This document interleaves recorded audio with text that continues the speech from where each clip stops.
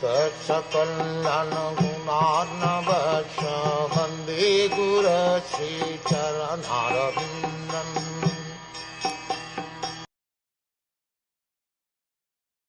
Mother, you are the reservoir of all riches. Please inform me of the root cause of your tribulations, by which you have been reduced to such a weak state. I think that the powerful influence of time, which conquers the most powerful, might have forcibly taken away all your fortune, which was adored even by the demigods.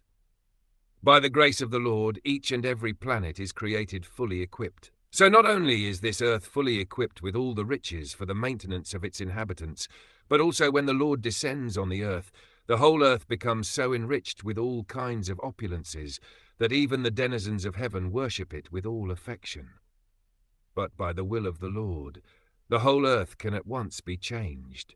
He can do and undo a thing by his sweet will. Therefore, no one should consider himself to be self-sufficient or independent of the Lord.